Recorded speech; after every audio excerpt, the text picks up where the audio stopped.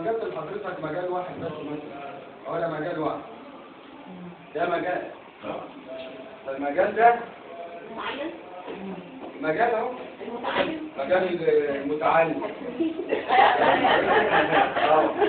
المجال ده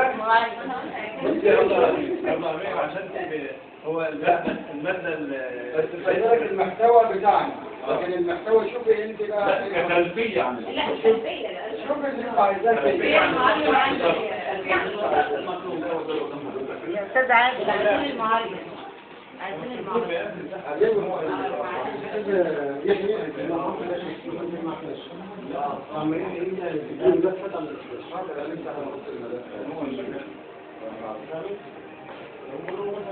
دي حضرتك بس احنا من ضمن الطب. احنا ماشيين ان شاء الله. احنا جينا شرفنا حضرتك. احنا اللي جالنا شرف والله. الله يبارك فيك. المهم الاستاذ سيد